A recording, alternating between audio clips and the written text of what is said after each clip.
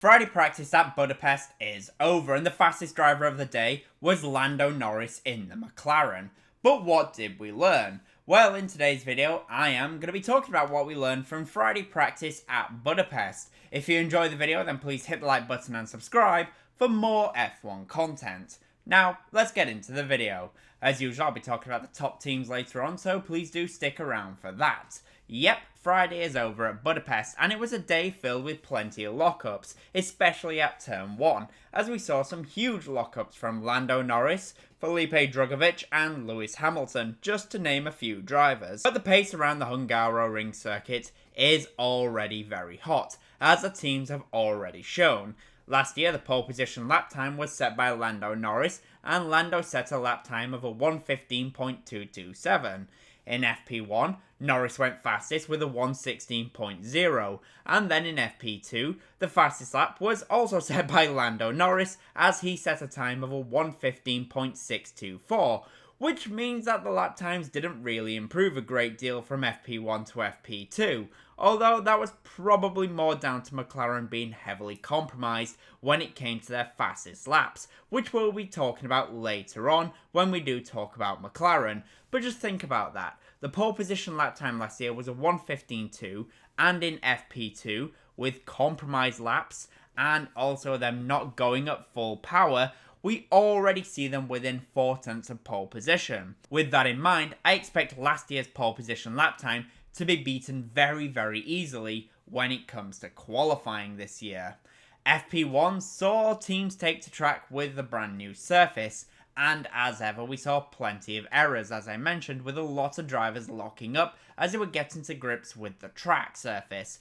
During FP1, Paul Aron replaced Nico Hülkenberg in the Sauber, and Felipe Drugovich replaced Fernando Alonso in the Aston Martin, due to Alonso not having a good back. Signs of getting old, I guess. Aron was P20 in FP1, and Drugovich was P16. Fernando Alonso, thankfully for Aston Martin, was back in FP2. And we will be talking about them a little bit when we talk about Ferrari. I just want to say, if you are enjoying the video so far, then I would really appreciate it if you hit the like button and subscribe for more F1 content. This is a little bit different to what I usually do, and the reason for that is because sadly this weekend I don't actually have time to do any data analysis. Now though, let's get back to the video and let's talk about Red Bull. For Red Bull then, it was a slow start to the weekend, as we do seem to be getting used to with them in F1 2025, as Max Verstappen was P9 and Yuki Tsunoda was P17 in FP1. When it came to FP2, we heard complaints about the balance of the car, with Max complaining that the car felt like it was driving on ice. And this is something we tend to see from Red Bull and Max Verstappen, especially on a Friday. But as ever, Red Bull are one of the best teams in the field when it comes to finding out any problems and fixing them overnight, to the point where that we do see them become one of the stronger teams on Saturday.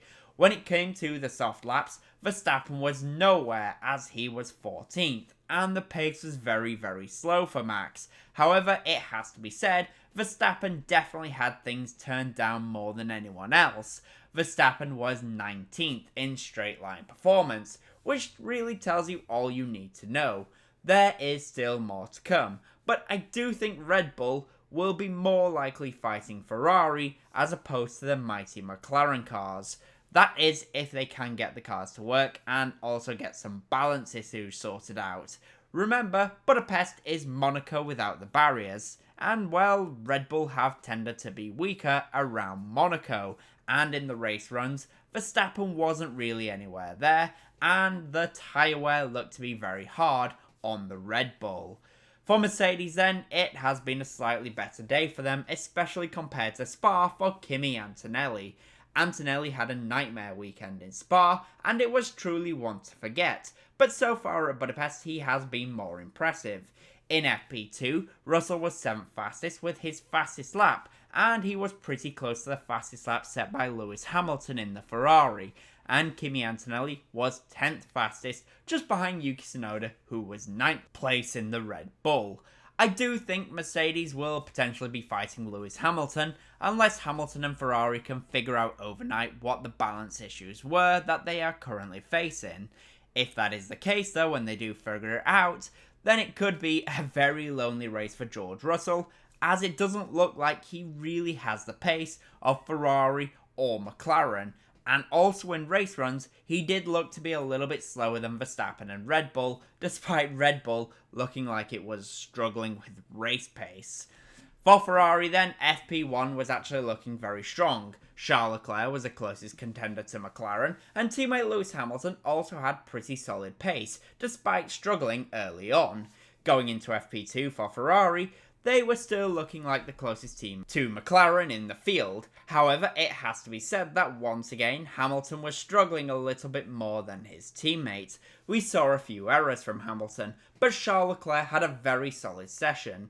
When it came to the soft tyre laps, Charles Leclerc was third fastest, but a long way off of the McLaren drivers, especially when you consider Piastri was heavily compromised and Norris had to do a second lap. Teammate Lewis Hamilton was sixth fastest. Rather unbelievably, in fourth place though, it was Lance Stroll in the Aston Martin, and Fernando Alonso was in fifth place as they split the two Ferrari cars. Ferrari though seem like they will be the second fastest car this weekend, but they are a long way behind McLaren. As for Aston Martin, I do think they maybe were running with the car a little bit lighter on fuel, and the power units turned up just a little bit more, as they were going for some glory runs more than anything else.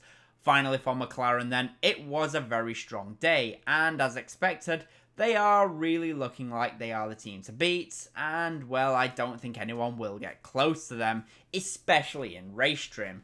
The car is looking planted as usual, and they are looking like they're in a very strong position. Lando Norris topped FP1, and in FP2, McLaren were looking like they were once again in another league. Race pace is very strong, as well as one lap pace. In fact, their race pace puts them about 4 or 5 tenths per lap ahead of anyone else. Last year, they were unbeatable here, and it looks like, at least right now, that is the exact same thing. When it came to the fastest lap attempts, they were both compromised in different ways. Lando Norris made mistakes at the opening of his first laps and backed off and chose to go again.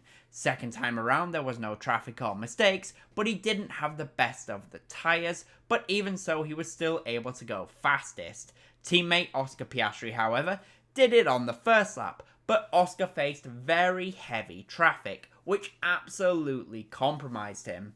Even with that, McLaren are still half a second clear of anyone else apart from Charles Leclerc, but even so, they're still 3 tenths clear of Leclerc, and like I said, that was with compromised laps. McLaren could be even further ahead when it comes to Saturday, and that is before how strong they're looking when it comes to race pace. That being said, McLaren should easily get a 1-2 and dominate the race, unless they come together. So what did we learn from practice? Aston Martin are looking quite a lot stronger so far this weekend, although it's unsure as to whether or not that is pure pace, or just because they had things turned up just a little bit more than usual. The Budapest circuit doesn't seem to be offering a great amount of grip, as we saw plenty of lockups and drivers running wide.